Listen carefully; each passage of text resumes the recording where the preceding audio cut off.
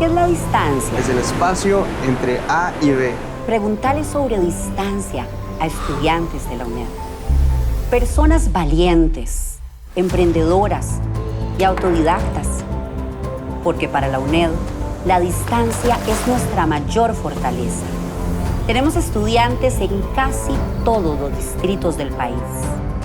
El único requisito para matricularse es querer triunfar. UNED. Into the night, tell me the truth, bring it with you. Come to the shore, down for more. Feel the love, feel the love. You can see me happier than ever. This is gonna take me to heaven. I just wanna stay here forever. Always, always together.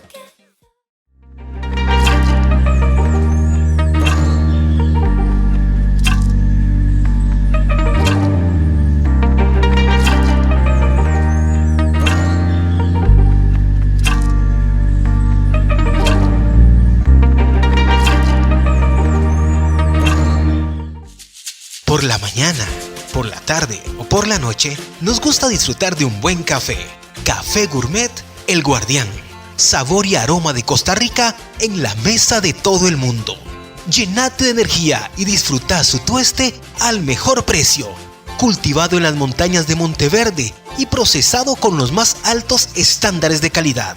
Para paladares exigentes, Café Gourmet El Guardián. Cuidamos el buen gusto del café en sus presentaciones de tueste claro, medio y oscuro. Para más detalles ingresa a la página de Facebook elguardian.cr.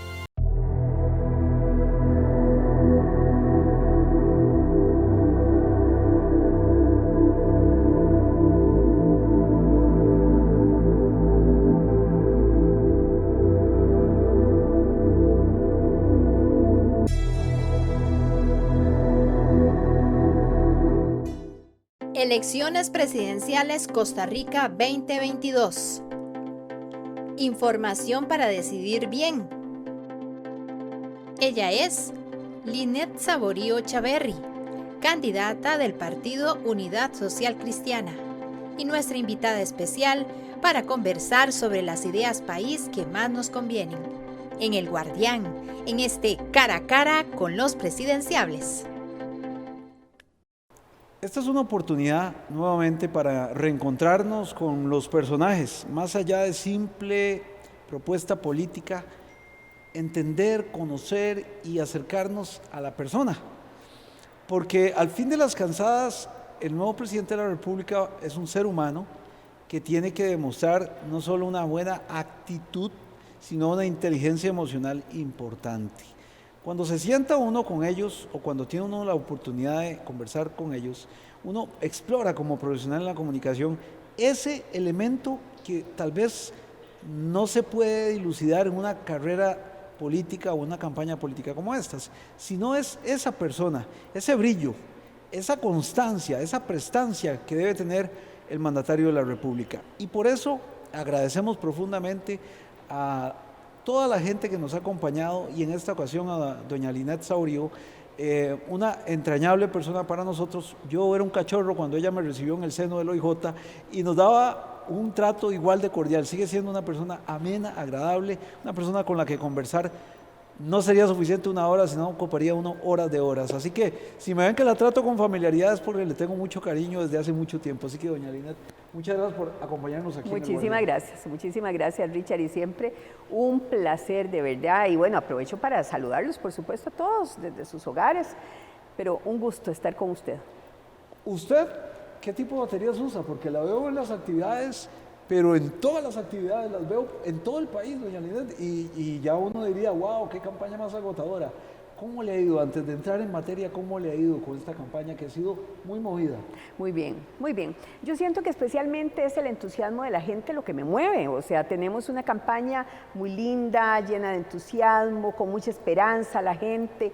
Y bueno, cuando uno encuentra eso a todos los diferentes lugares a los que vamos, Richard, agradecimiento es lo que se debe. ¿No le ha sorprendido tanto mariachi? Yo veo las fotos que mandan en prensa, yo veo todas las actividades veo que hay gente, que está lleno el salón, que están saliendo los mariachis. ¿Eso le ilusiona?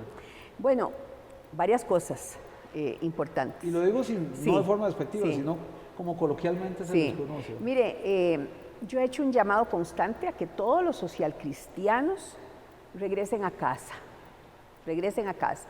Hay mucho socialcristiano dentro del partido y que ha estado tal vez un poco frío desde hace muchas elecciones atrás. Hay otros que forman parte de otras agrupaciones políticas y lo que he hecho hacia ellos es un muy respetuoso llamado de volver a casa. Y lo cierto es que están volviendo a casa. Pero además de eso, nuestra propuesta es una propuesta que trasciende un partido político y todos los días, Richard, a todos los lugares a los que vamos, nuevas adhesiones tenemos. Así es que muchísimas gracias también, porque son personas de otras agrupaciones políticas que se nos acercan, que nos dan sus adhesiones y especialmente, Richard, es confianza. Cuando una persona le da a usted una adhesión, lo que está dando es la confianza de que lo que usted está planteando por hacer es bueno para el país. Y cuando Costa Rica pasa una franja de tanto riesgo, con una crisis política, social, económica, yo creo que juega mucho las decisiones que cada uno va tomando para tratar de manera conjunta, unidos, sacar al país, a las personas que acá vivimos de esta situación de crisis. ¿Usted siente que estamos en un momento difícil de unidad? Yo, como periodista, veo que estamos fragmentados, doña Linet. Y más que un presidente, uno va a necesitar un líder realmente que nos consolide. Porque hoy estamos ante un gobierno que le cae muy mal a la gente, que el 64% no tolera al presidente de la República. Y si usted, el soberano, le escoge, va a tener que llegar a gobernar en un país muy fragmentado. Eso es parte de su estrategia, conversar con todos. Lo que estamos planteando es exactamente esto. Vamos a ver, nosotros queremos, y lo he dicho desde el primer día de la precampaña, de la campaña interna del partido, y no he cesado de hacerlo. Yo quiero gobernar con todos los diferentes sectores poblacionales. Error comete en este momento aquella persona que piensa que viajar en solitario es suficiente para solucionar los problemas de crisis que tiene Costa Rica. Nosotros tenemos que hacerlo con los sectores, considerando su experiencia también, Richard, y hacerlo desde cada uno de los 83 cantones del país. ¿Cuál es mi planteamiento? Darle vuelta a esa forma que hemos tenido de gobernar, donde se siente que desde un escritorio se pueden tomar decisiones y se le puede decir a Costa Rica entera de manera uniforme, como si toda Costa Rica fuese igual, por dónde es que se va a ir. Y eso no es así. Las situaciones que tiene la zona sur son totalmente distintas a las necesidades de la zona norte. Lo que se requiere en el Cantón Central de San José es diferente a lo que se requiere en el Cantón Central de Heredia. Y eso que estamos hablando en estos últimos dos casos de provincias que se encuentran ubicadas en el Valle Central. Cada uno tiene sus diferencias. Entonces, si queremos realmente poner a Costa Rica a producir, que ese es nuestro lema, nosotros tenemos que hacerlo impulsando fortalezas, potenciándolas, pero además de esto, tenemos que hacerlo trabajando en esas debilidades que hay, que cada una de las nuevas necesidades y requerimientos que la población tiene tenga de frente una buena política pública, pero ante todo gobernar. ¿Y gobernar para qué? Para buscar efectivamente alianzas, para buscar acuerdos políticos, sociales que nos permitan avanzar. Además, hacerlo desde la experiencia también. Y ahí me permito preguntarle, ¿con qué país sueña usted, doña Linet? O sea, no es solo llegar al poder, es muy bonito formar parte del anaquel de presidentes de la República, pero yo creo que como ser humano uno debe pretender una trascendencia aún mayor. Doña Linet, ¿con qué Costa Rica sueña usted? Mire, yo sueño con una Costa Rica más equitativa, una Costa Rica más inclusiva, más equilibrada, pero sobre todo una Costa Rica que tenga oportunidades para todos, donde nadie se nos quede atrás. Y una Costa Rica con una justicia social importante. Nosotros necesitamos trabajo, mucho trabajo y trabajo de calidad, trabajo digno. Necesitamos que la educación responda adecuadamente a qué es lo que se requiere para que Costa Rica continúe creciendo. Tenemos que incrementar el talento humano.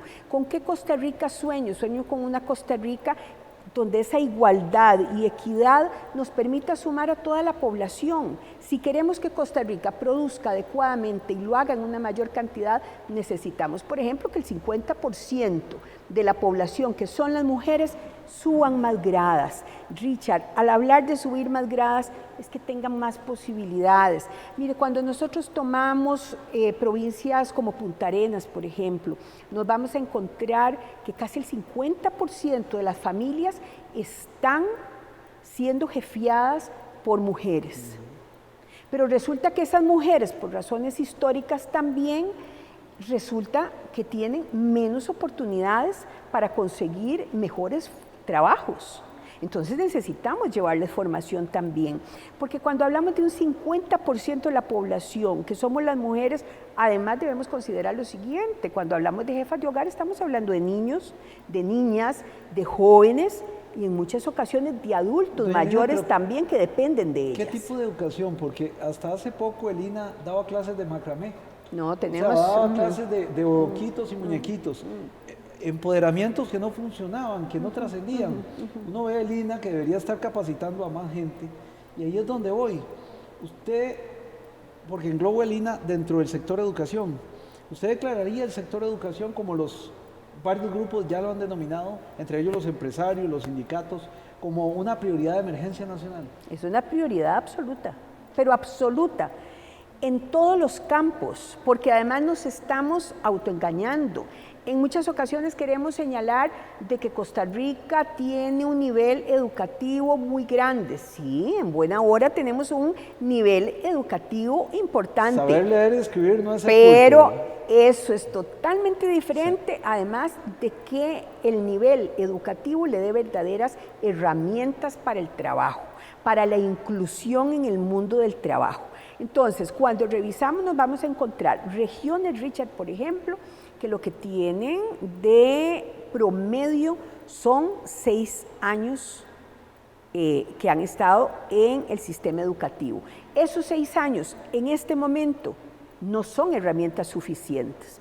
Nosotros tenemos que llevarles, por ejemplo, en bilingüismo, aprovechar el INA, pero el INA con la transformación legal que ha tenido, y decir entonces vamos a trabajar con ese Instituto Nacional de Aprendizaje, pero vamos a trabajar porque vamos a tercerizar, vamos a hacer contratos mayúsculos y vamos a llevar, por ejemplo, a Guanacaste, que hace poco perdió la oportunidad de que se estableciera ahí una sede de una empresa que llevaba alrededor de 1,000 empleos, y eso se perdió precisamente porque no se contaba con la cantidad de jóvenes que se requería para hacer frente a esa fuente de empleo. Eso no lo podemos perder. Si nosotros queremos hablar de una mayor inclusión de las mujeres, a veces hablamos, por ejemplo, de manufacturas. Bueno, pero entonces tenemos que prepararlas para eso. Usted bien señala, nosotros no podemos estar impartiendo cursos donde muchas de ellas hacen todo un esfuerzo, una inversión inclusive, y resulta que lo que aprenden no les va a dar una herramienta de trabajo, no por lo menos en la región en que se encuentran. Revisemos, por ejemplo, y nos vamos a dar cuenta de que si nosotros logramos empatar esas posibilidades de talento humano con nuestro sistema educativo, formativo, ahí sí podemos decir, esta inversión puede traerse acá. Si nosotros tenemos la capacidad de respuesta para que las personas tengan ese talento. Pero eso es para mañana. O sea, doña Linet, hay metas que podrían ser a mediano, corto, pero eso es una realidad que usted está hablando, tiene que ser rápida. En sus primeros 100 días de gobierno, quiero preguntarle, ¿cuáles serían esas medidas que tiene usted? Y le voy a señalar antes algo, Richard. ¿Qué es el problema y por qué es que ahora todo urge? Porque si usted cada 4 años toma el gobierno como si el gobierno realmente como es como una carrera de relevos, y si usted en ese espacio hace lo que le toca adecuadamente con las previsiones, planificación, planeación suficiente, el próximo gobierno vuelve a hacer lo propio, eso se constituye en un círculo virtuoso. El problema es cuando encuentra usted administraciones que no avanzan, que no ponen hojas de ruta, que en un caso, por ejemplo, como el sector agrícola, no hay en este momento un plan de desarrollo agrícola. Ese es el problema que entonces nosotros tenemos. Las moléculas para los agroquímicos, que es muy diferente a los pesticidas, duran 15 años en inscribirse. Nosotros tardamos 15 años en darle más herramientas a los agricultores para que puedan modernizarse. Claro. Eso es una vergüenza. Eso es una vergüenza. Eso es una vergüenza. Y el propio actual ministro de Agricultura nos dijo que el problema viene en el MINADE, que hay, lo dijo literalmente, un grupo de burócratas que están empecinados en que vayamos a la agricultura orgánica y que eso es una realidad que no existe. Y aquí es donde vamos. ¿Cómo vamos a pasar con los mandos medios, doña Linet? Es que no solo el presidente, es que usted estaría engañándole a Costa Rica si usted le dice, yo llego y todo se repara. En los mandos medios muchas veces se quedan los problemas de educación, los problemas de toma de decisiones. ¿Cómo serían esos cambios en mandos medios, doña Linet? Porque estamos hablando de no solo su liderazgo, sino quiénes están realmente tomando decisiones todos los días. Por eso es que yo le señalo, Richard, esta Costa Rica necesita que el próximo gobierno no trabaje en solitario. Tiene que hacerlo con los sectores. Y las personas que vienen a trabajar a gobierno tienen que tener esa misma forma también, ese mismo perfil y pensamiento. Trabajar, recuérdese, con los sectores y desde cada una de las regiones del país. Eso es lo que queremos hacer para poner a producir a Costa Rica. Pero además de eso, los mandos medios, los que están ahí en las instituciones, por supuesto que estos mandos medios, muchos de ellos necesitan formación, necesitan capacitación. Hay ocasiones en que un funcionario es un excelente funcionario y va teniendo ascensos en el camino hasta llegar, como usted señala, a constituirse en un mando medio. ¿Qué pasa después de que llega al mando medio? Le siguen dando formación en gerencia, formación en manejo de proyectos, en evaluación, porque el mando medio implica nuevos conocimientos también y además implica una innovación que tiene que responder, como indico nuevamente, a nuevas necesidades que hay, a nuevos requerimientos. Pero si no se tiene siquiera una hoja de ruta en múltiples sectores, mire, yo he ido a todas las cámaras en este país. Y todas las cámaras tienen la misma situación. Usted llega a la Cámara de la Construcción y ellos tienen la misma queja, hacia dónde va el gobierno, hacia dónde se quiere ir. Pero resulta que no son solamente las cámaras, es que usted llega a los cantones, llega a los distritos, se reúne con las personas y las personas sienten esa desolación. Tenemos que poner a trabajar las instituciones, ser eficientes, ser efectivas. Pero además de eso, tienen que trabajar de manera articulada con los sectores, con las asociaciones de desarrollo, si la población sabe qué es lo que está necesitando. Mire, yo les invito inclusive a hacer un ejercicio muy sencillo desde la casa, cualquiera sea el lugar donde la persona vive. Si usted se mete en esos zapatos y dice, vivo en tal cantón, vivo en tal distrito, ¿qué es lo que necesitaríamos nosotros? 3 acciones para estar mejor. Y le aseguro que en 5 minutos las personas les podrían decir, me parece que es más educación o me parece que es tal cosa, cada uno sabrá, pero los invito a hacer ese ejercicio. Entonces, ese ejercicio a la vez lo que nos hace ver es que necesitamos cambiar la forma de gobernar. Eso es lo primero. Y por eso, en esos primeros 100 días, nosotros tenemos que dejar totalmente delineado cuál va a ser esa forma de gobernar. ¿Para qué queremos? ¿Cuáles son nuestros objetivos precisos? Queremos poner a producir a Costa Rica, ese es mi lema. Tenemos que reactivar, sí, claro, tenemos que activar la economía, pero también tenemos que hacer una activación social. No podemos separarnos de una realidad que nos está golpeando y que está colocándonos en una Costa Rica cada vez más violenta, por ejemplo. Usted me habla de producir, pero aquí tenemos banca para el desarrollo, que es un obstáculo, no es una forma de avanzar, sino, lo digo porque siempre en los programas le digo, en Costa Rica, en todo el mundo dice, si usted se quiere hacer millonario, hágase emprendedor. En Costa Rica, para ser emprendedor hay que ser millonario.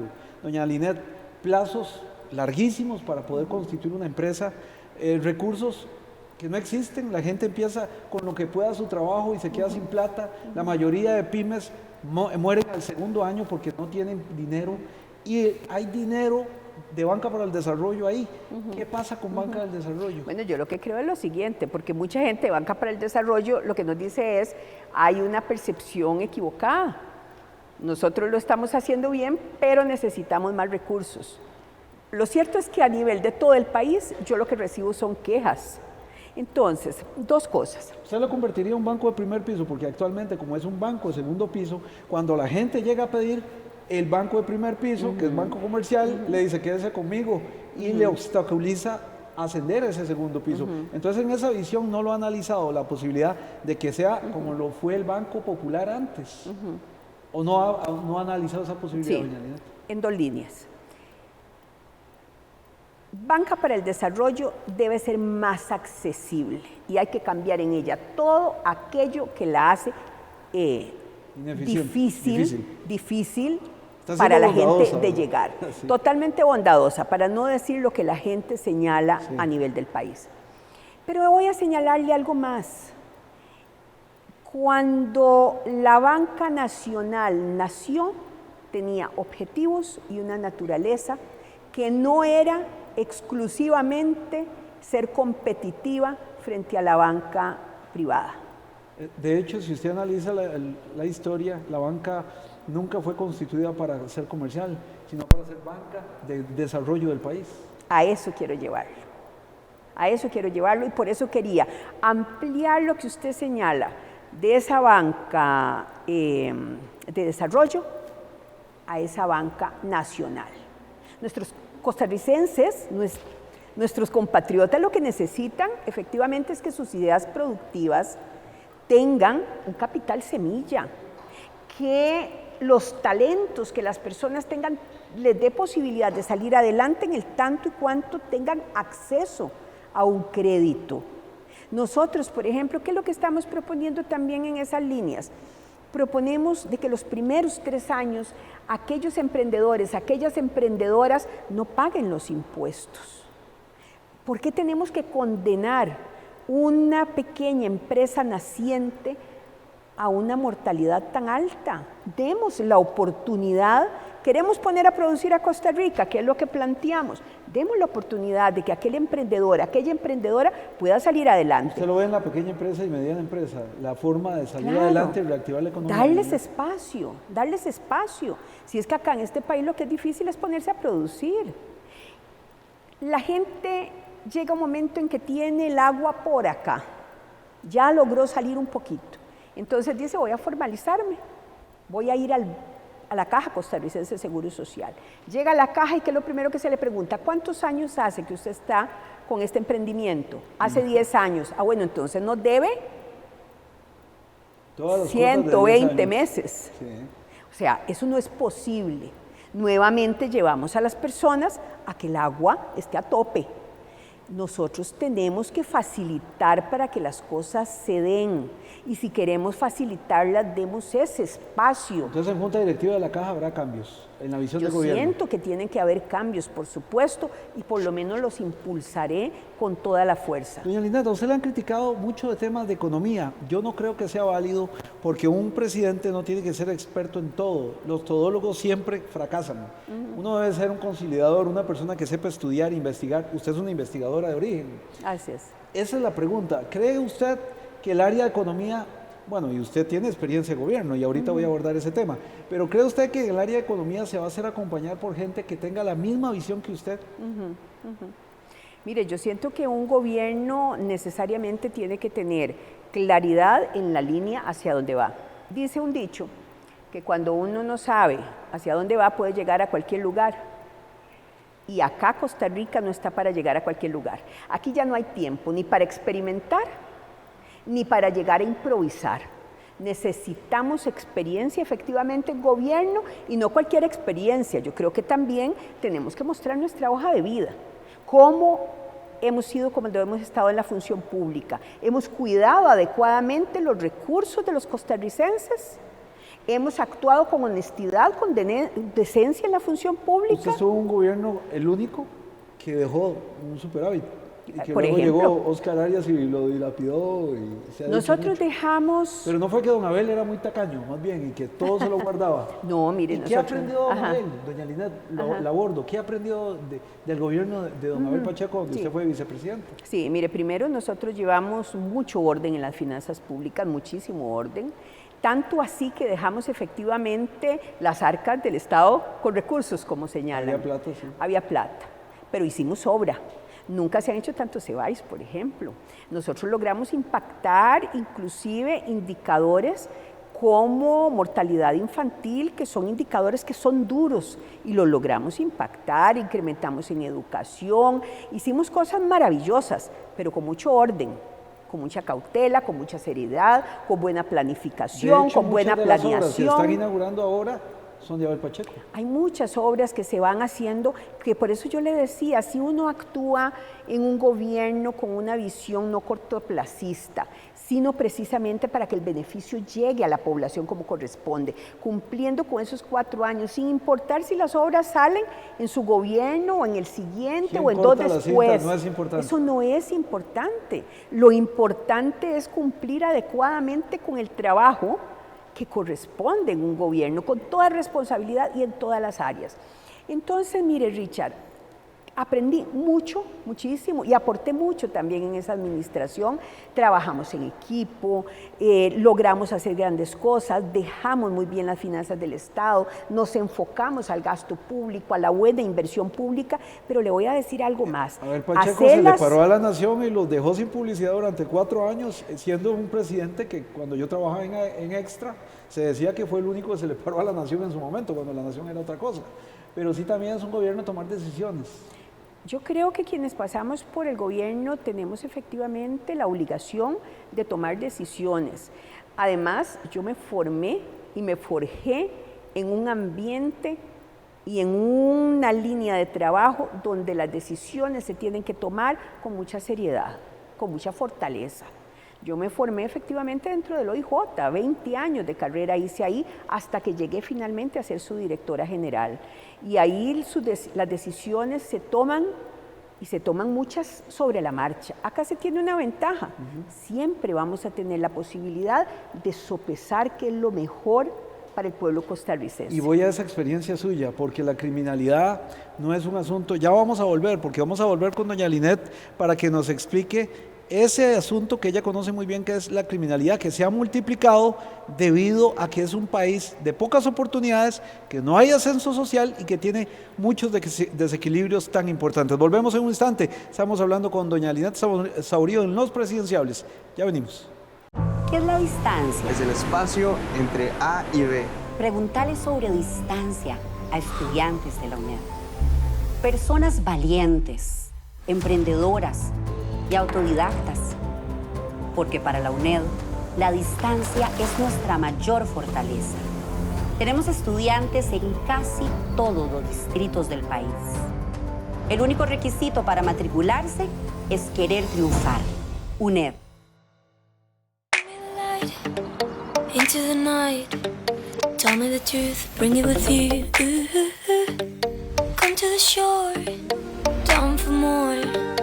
Feel the love, feel the love. Ooh, you can see me happier than ever. This is gonna take me to heaven. I just wanna stay here forever. Always, always together.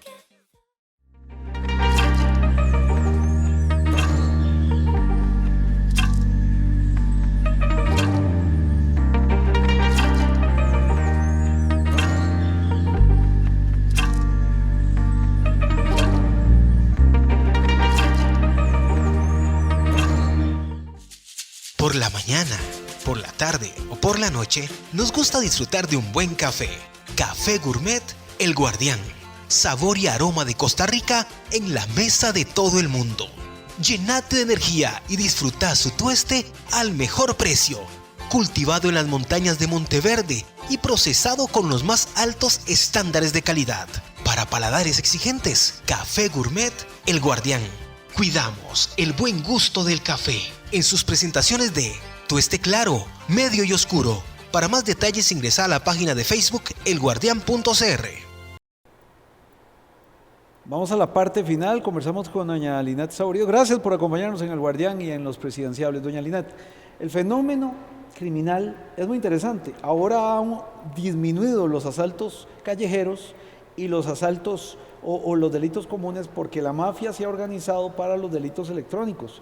Según el OIJ, por día 20 millones de colones son sustraídos de las cuentas de las personas y la criminalidad se ha ido formando. Hay en el narcotráfico cada vez más tecnología, cada vez más complicaciones, pero es que uno ve porque Costa Rica ha ido perdiendo tiempo. Vea, si un muchacho va, estudia, se gradúa, no tiene hoy posibilidad de conseguir trabajo. Y en esa frustración usted se encuentra el narcotráfico que les ofrece dinero, fama, fortuna, mujeres, viceversa. Entonces, ¿cómo enfrentar la criminalidad? Y yo creo que usted conoce más del fenómeno social y le está llevando caballo a otros, porque es un fenómeno social. La criminalidad no es solo porque una persona es mala, es porque hay condiciones que lo han convertido. ¿Sobre eso qué piensa, doña Linet? Así es. Tanto así que mi planteamiento en el tema de seguridad es con una visión mucho más amplia. Lo que yo estoy planteando es la seguridad integral. Es un concepto que conlleva el nombre completo de seguridad integral del ser humano. Por eso yo le hablaba de activación económica, pero también una activación social. Nosotros queremos más seguridad, no podemos pensar jamás que es en una acción en una sola dirección. Es multicausal. La delincuencia es multicausal, la criminalidad es multicausal, la violencia también. Por lo tanto, nosotros tenemos que acostumbrarnos, como le decía hace un rato, a actuar a mediano plazo. Las escuelas. Nosotros tenemos desde las escuelas y desde antes de ello, en el kinder, por ejemplo, nosotros tenemos que hacer de los ciudadanos que se alejen de la violencia. Pero para eso tienen que ser más equitativos, tienen que comprender desde muy corta edad todo el significado de los derechos. Tenemos que buscar efectivamente hacia ellos una formación distinta y con muchas oportunidades, porque efectivamente no podemos dejar a tantas personas excluidas del desarrollo desde muy temprana edad. Que se ha encontrado, porque hay mucha desigualdad social. Muchísima desigualdad. Además, pensemos así. Algo que ha traído regocijo para muchas personas en el país fue precisamente que Costa Rica entrara a la OCDE, ¿verdad? Pero resulta que somos el último lugar en igualdad o el primero en desigualdad. Ese es Costa Rica, así de desiguales somos. Somos uno de los países más desiguales del continente americano. Eso nos aleja absolutamente entonces de llevar oportunidades, por lo tanto, el tema de la igualdad es un tema fundamental. Tenemos que enfocarlo en derechos también. Queremos más seguridad, tenemos, por ejemplo, que sumar la seguridad privada a los esfuerzos también que hace el Estado. ¿Cómo sumarla? Tenemos que buscar, por supuesto, capacitación, formación, compartirla con las empresas también de seguridad. Nosotros tenemos que ampliar nuestro marco de acción. Queremos necesariamente también sumar nuevamente con toda la fuerza la formación de los ciudadanos, esa organización que hay desde las comunidades para llevar más seguridad. Pero además debemos poner a funcionar adecuadamente el Consejo de Seguridad. Tenemos que buscar una coordinación suficientemente fuerte entre todas las diferentes instituciones del Estado que continúan trabajando de manera separada. Y voy a comentarle algo más. Quiero preguntarle para que me agregue, ¿no hay que cambiar también la ley en cuanto a las cárceles, doña Linet? De ahí se está cometiendo la mayoría de crímenes, porque los privados de libertad no tienen obligación legal de trabajar. Están ahí haciendo lo que les da la gana. Si quieren trabajan porque les cuentan la ley. Pero bueno, les voy a hablar de un caso que me hablaba un agente judicial, los Lara. Los Lara pasaron de vender narcotráfico a ser grupos organizados de estafas, porque en las universidades criminales están en las cárceles. Entonces es un asunto de abordar también el tema carcelario. Aquí hay asuntos de cambiar la ley a profundidad, porque es una cosa es la privación de libertad, otra cosa es que ellos estén obligados a trabajar. Pero sobre los que están presos, usted sabe bien que hay mucha gente ganado que sale a la calle y que vuelve a delinquir, o si no hace delincuencia moderna como la que le estoy contando. Pero es que resulta que para eso también tenemos que cumplir a cabalidad con lo que se señala en la ley. Hay que llevar oportunidades también a las personas que están privadas de libertad. Nosotros no podemos pensar de que un joven que en un momento determinado es condenado y que está privado de libertad y que va a estar privado de libertad por 6 años, por 8 años de su vida.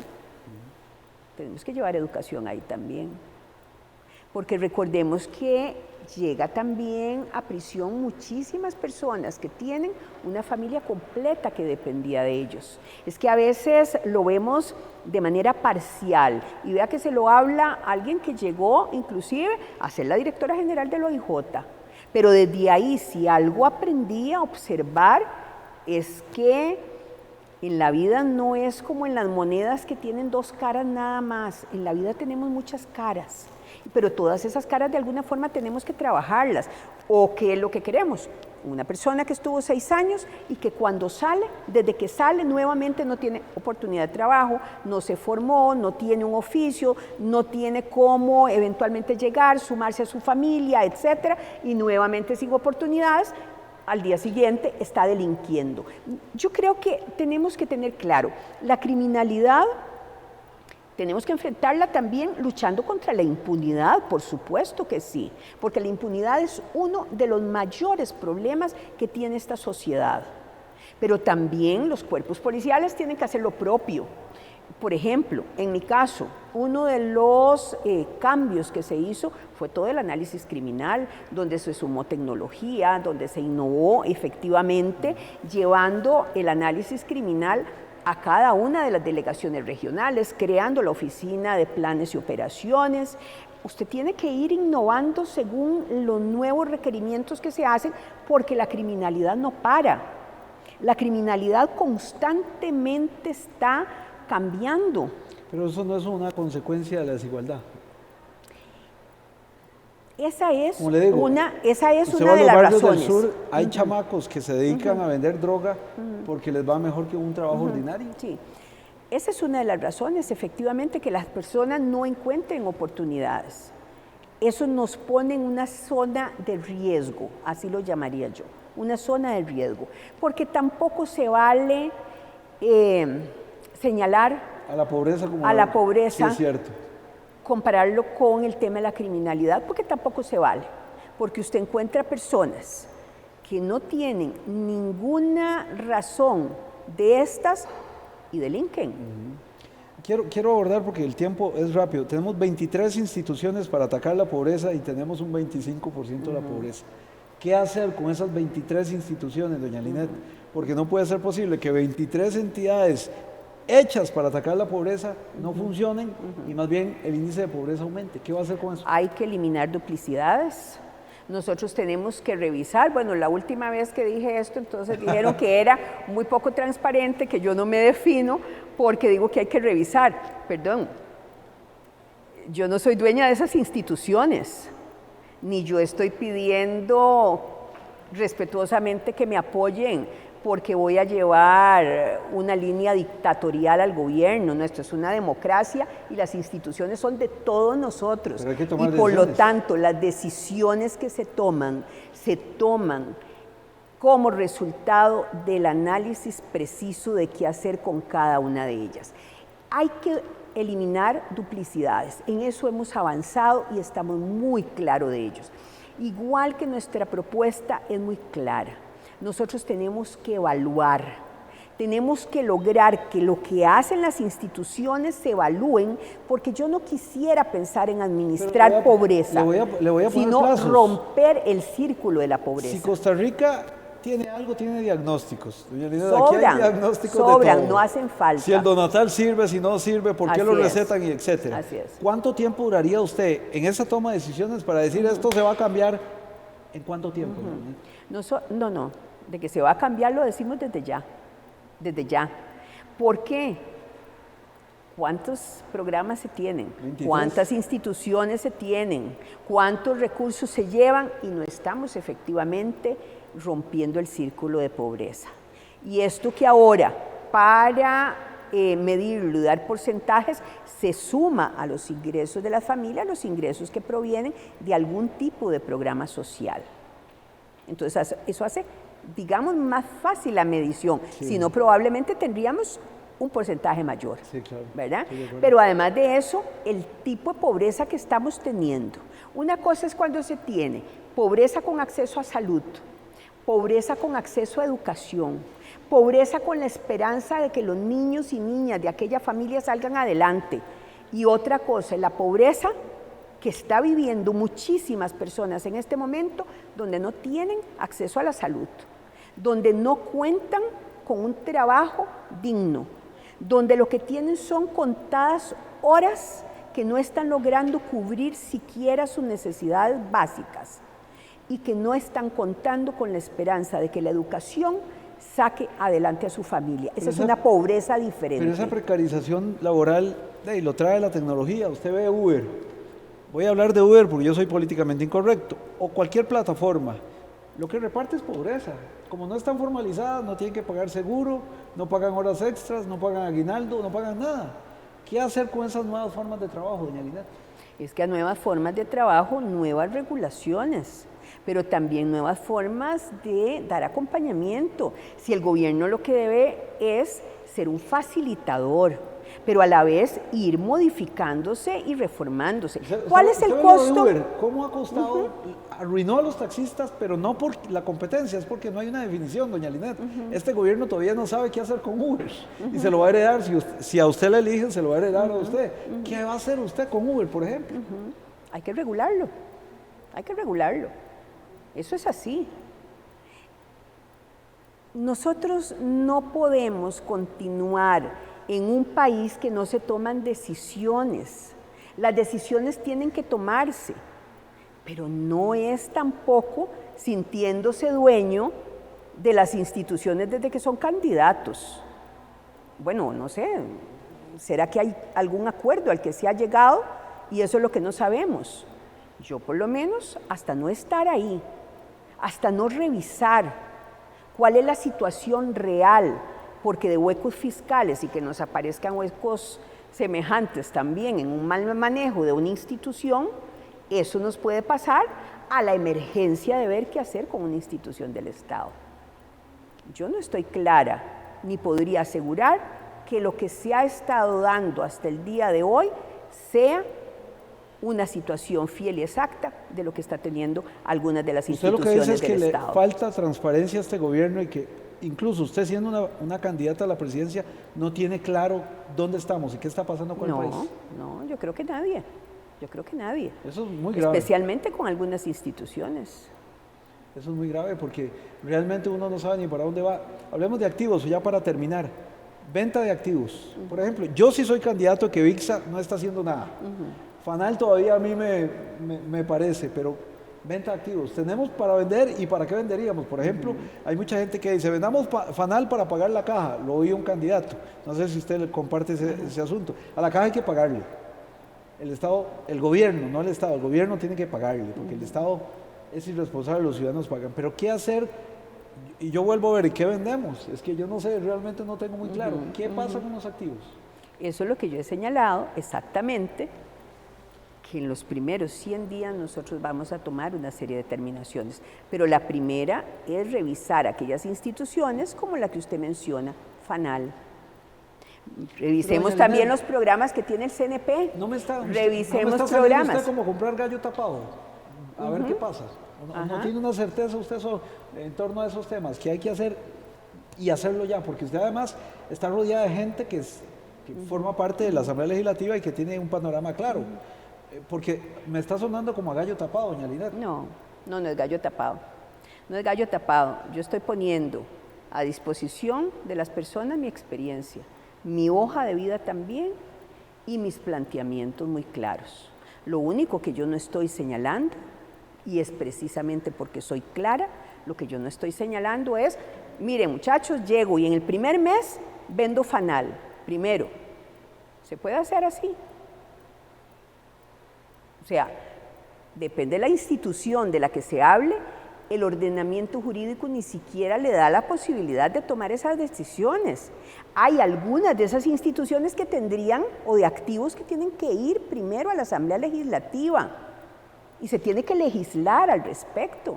Es como cuando dicen, es muy caro efectivamente el costo de vida en el país, totalmente. Este es un país impresionantemente caro. Pero entonces inmediatamente dicen a quitarle los impuestos a los combustibles y a vender recope. Muy bien. Entonces yo lo que planteo... Vendiendo recope no se va a conseguir nada porque luego llega el que llega, va a tener que pagar los mismos impuestos. Bueno, entonces yo lo que les quiero plantear es lo siguiente. Hay un impuesto único a los combustibles. Ese impuesto único a los combustibles hace o genera más o menos el 10% del presupuesto que tiene el Estado costarricense. En esta situación que tenemos en el país, con estos pésimos manejos de finanzas, que casi no nos están dejando espacio fiscal para nada, porque desde que dejamos nosotros el gobierno y dejamos las finanzas absolutamente en orden, ningún otro gobierno lo ha hecho. Usted dice entonces no a recortar. No le estoy diciendo no a recortar. Lo que estoy diciendo es, pongámonos serios y no digan nada más, vamos a eliminar el impuesto único. ¿Cómo van a recuperar y de dónde ese 10%? En un Estado que en este momento sus instituciones no podrían generar de manera alguna eso. ¿Cómo vamos a hacer para sustituir ese 10%? Entonces, ¿qué es lo que yo digo? Lo vamos a hacer de manera gradual, porque tenemos primero que ordenar la casa y ordenar el gasto, y ordenar la inversión, y tenemos que parar la corrupción, porque además esa nos genera un gasto inmenso. Yo no soy candidato, pero sí tengo una visión clara sobre eso. Usted baja el impuesto al combustible y esto va a generar una reactivación económica. ¿Por qué? Porque entonces el señor que dice que los huevos son más caros porque la gasolina subió de precio no va a tener argumento para decirlo, entonces el precio de los huevos baja. Exacto. Y así el costo de la vida, doña Linet. Entonces más gente sale a gastar y el gobierno a recaudar impuestos, por ahí podría ser. Exacto. Entonces, ¿qué tenemos que hacer ahí? Tener una base recaudatoria buena, suficiente, que haga que ese círculo se constituya, lejos de ser un círculo vicioso, en un círculo virtuoso. Y estamos totalmente de acuerdo. Entonces, tenemos que digitalizar el Ministerio de Hacienda. Bueno, con los 150 millones de dólares yo creo que va a ser suficiente. Tendría que ser suficiente, exactamente. Entonces, con el proyecto de Hacienda Digital, con el fortalecimiento del área correspondiente a recaudación. ¿Aduanas? Como aduanas, como poner los escáneres donde tienen que ponerse efectivamente. Dígame que usted lo va a hacer de verdad. Por supuesto. Entonces, ahora sí, ahí estamos complementando. Y ahí es donde usted dice, ese porcentaje gradual se va bajando con metas muy claras, con objetivos precisos, usted va evaluando y va logrando hacer las cosas bien. No ponemos una emergencia dentro de las instituciones, pero vamos avanzando, porque ya vamos a tener Hacienda funcionando, porque además transparentar resulta absolutamente necesario en el país, no solo para incrementar la credibilidad que necesita nuestro sistema, para parar la corrupción, sino también para hacer que ese dinero efectivamente llegue donde corresponde y se haga el trabajo que corresponde. Entonces ahí sí comenzamos a decir lo siguiente, vamos a ver, queremos hacer inversión en infraestructura. Sabemos que tenemos muy pocos recursos. ¿Cómo lo tenemos que hacer? Con alianzas público-privadas. ¿Dónde va esa inversión en infraestructura? En lo que nos genere trabajo, en lo que más rápidamente impacte un lugar. Turismo. Y el beneficio también, por supuesto, de la gente. Pero turismo es absolutamente necesario. Cuando hablamos de recomponer el sector, estamos hablando de casi 1 millón de empleos directos e indirectos. Pero ya lo vimos, la debilidad que tiene doña Linet. Una gripe o una pandemia provocó un caos en turismo. Claro. Se cayó. Claro. Hay que generar también otras ideas que acompañen el sector turismo. Claro, claro que porque sí. La mayoría de gente que está desempleada está en el sector turismo. Claro, pero eso que usted plantea me lleva a recordar lo que hablamos de aquellas medidas que se toman en un mediano y en un largo plazo, que también se tienen que hacer. En este momento nos urge que las personas tengan empleo, nos urge, y tenemos por lo tanto que volver a encontrar en los espacios que más posibilidades tienen, volver a encontrar esas fuentes de empleo. Entonces, el turismo es uno, por supuesto. Es el más rápido, además. Es el más rápido, además, que tenemos que estar atentos de que una situación como la que se nos presentó de esta pandemia golpeó el turismo. Sí, claro, tomemos en cuenta eso, veamos cómo tratamos de blindarlo en lo máximo que se pueda, pero el turismo sigue siendo una fuente absolutamente necesaria para nosotros. Porque es que es una pregunta. Yo le decía a Steven que habrá de pronto una pregunta que salga de una respuesta. ¿Usted le pediría a las farmacéuticas transparentar los contratos de las vacunaciones? Porque eso ha sido un tema que ha generado mucha distorsión y la gente está disconforme. Doña Linet, seguramente usted le va a tocar hacer 10 vacunaciones más contra esto. Hablando de transparencia, ¿qué va a pasar con ese tema, por ejemplo? Mire, es que yo creo que la obligación máxima que tiene un gobernante es transparentar, y especialmente cuando tenemos un país que hace mucho rato nos está diciendo que está perdiendo la confianza en sus gobernantes. Y además le voy a decir, tampoco es que la gente es la que tiene la culpa, no. Muchos políticos a pulso se han ganado esa desconfianza. Y también, dentro del hecho de que necesitamos hacer una labor eficiente, una labor efectiva, nosotros no debemos de ninguna manera soltar la necesidad que tenemos de fortalecer la democracia. Y eso es una obligación de quienes estamos en política. Un comentario, ¿qué le pareció que la presidenta del Tribunal Supremo de Elecciones dijera que la gente no tenía que ir a votar si tenía alguna sospecha de COVID? ¿No cree usted que más bien tiene que ir todo el mundo a votar, doña Linet? Bueno, entiendo que hay una resolución ya que salió en ese sentido, un acuerdo del tribunal donde clarifica ese aspecto. Nada debe tener que la gente vaya a votar, ya sea por usted o por quien sea. Mire, yo siento que lo importante acá es que tomemos nuestras decisiones, que evaluemos la situación, que estemos conscientes de que Costa Rica pasa por una situación crítica, que efectivamente no estamos para improvisar, no estamos para experimentar, no estamos para perder tiempo en lo que las personas aprenden. Gobernar implica muchas cosas y una de ellas es cumplir a cabalidad con la representación que se tiene. Doña Linet, ¿estamos listos para un gobierno de una mujer en Costa Rica? ¿Usted lo ha sentido? O sea, ¿ha sentido que la gente ya está lista nuevamente para que una mujer nos gobierne? Es un país machista también, ¿verdad? Bueno, las mujeres estamos listas para gobernar desde hace mucho tiempo y ya lo hemos hecho. Y le voy a ir a la intimidad ya para terminar, su familia, porque poco conocemos, yo conozco a don Roger, pero ¿quiénes integran su familia? ¿Y qué dice su familia de esta decisión que usted tomó? Bueno, yo tengo 3 hijos. 3 hijos. ¿Están grandes ya? Sí, cómo no. ¿No es abuela? La menor tiene 22 años, mi hija menor tiene 22 años, y la segunda, la única que está casada por ahora, y tiene un niño de 4 años, así es que yo soy abuela de un niño de 4 años. Usted tiene la responsabilidad, si llega, a dejarle un mejor país, porque la mayoría de niños están pensando, y adolescentes, tengo que irme al extranjero a trabajar porque en Costa Rica no hay oportunidades. ¿Le duele esa realidad? Sí, porque además seamos claros de una cosa, hay algunas personas que tienen la posibilidad de tomar un pasaporte y decir, voy a trabajar a otro lugar.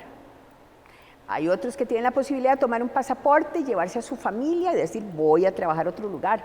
Acá la gran pregunta es, ¿a qué lugar? ¿Por cuánto tiempo?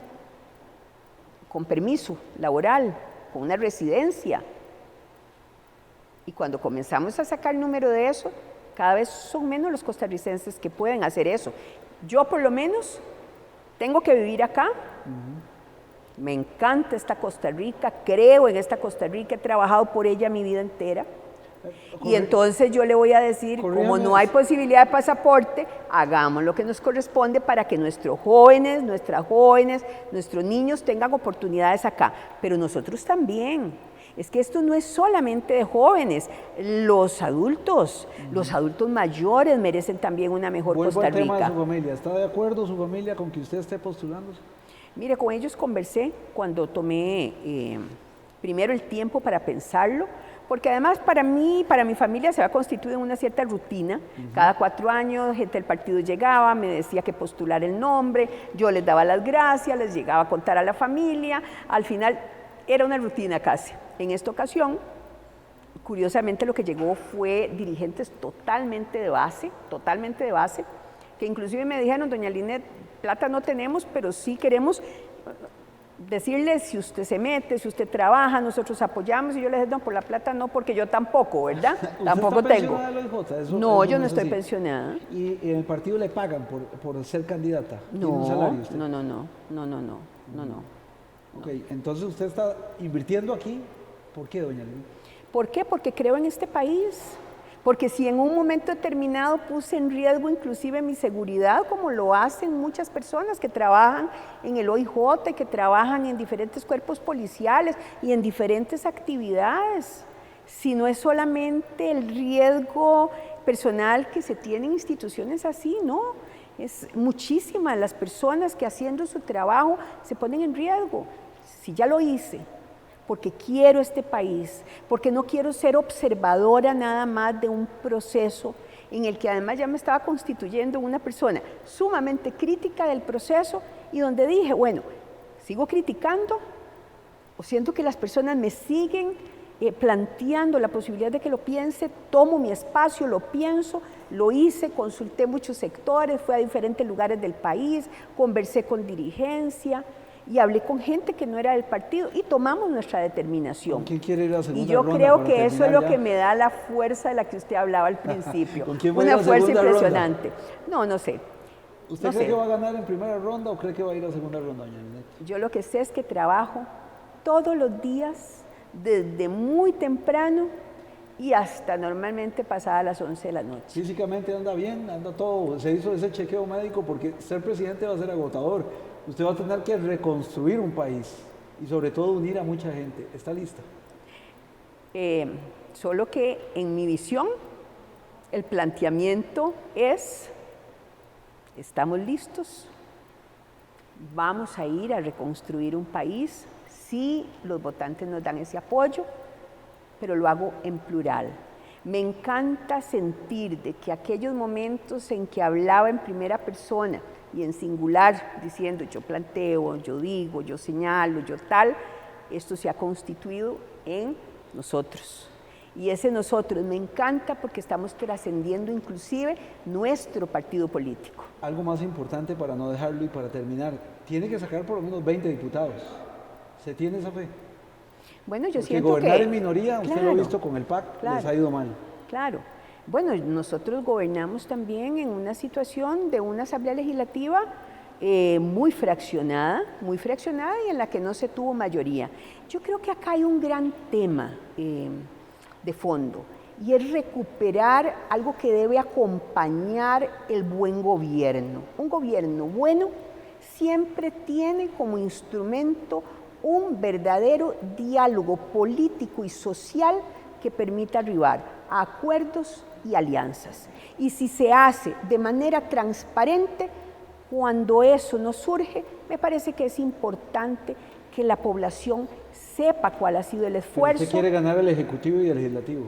Claro, ¿quién no le gustaría tener un excelente legislativo? ¿Han trabajado para eso, para llevar menos 20 diputados? Por ejemplo? Nosotros estamos trabajando con todo ahínco, mire, como de manera incansable. Ya serán los votantes los que nos digan Muchas gracias, doña cuál Linet, sea el resultado. por este ratote que nos dio. No, Muchas yo gracias. encantada. Como siempre. Gracias a todos ustedes por habernos dado esa oportunidad, por permitirnos de verdad presentarles en primera persona a un candidato a la República que le da formalidad a sus palabras, que le da forma, que nos da sentido y que nos ha permitido entender la dinámica que en su mente hay, que existe evidentemente, para poderle decir a ustedes, aquí están los argumentos de Linet Saborío. Gracias a ustedes por estar en los presidenciables y por seguir con El Guardián. Pásela bien. ¿Qué es la distancia? Es el espacio entre A y B. Preguntarle sobre distancia a estudiantes de la UNED. Personas valientes, emprendedoras y autodidactas. Porque para la UNED, la distancia es nuestra mayor fortaleza.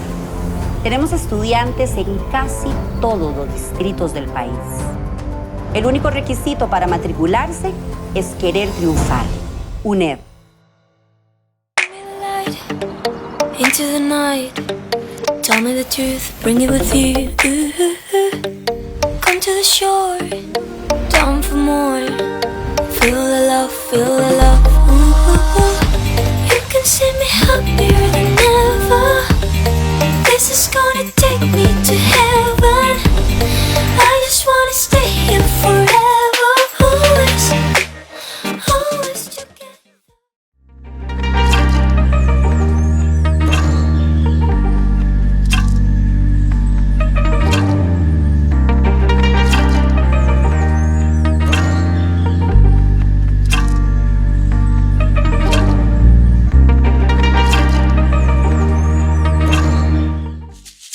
Por la mañana, por la tarde o por la noche, nos gusta disfrutar de un buen café. Café Gourmet El Guardián. Sabor y aroma de Costa Rica en la mesa de todo el mundo. Llenate de energía y disfruta su tueste al mejor precio. Cultivado en las montañas de Monteverde y procesado con los más altos estándares de calidad. Para paladares exigentes, Café Gourmet El Guardián.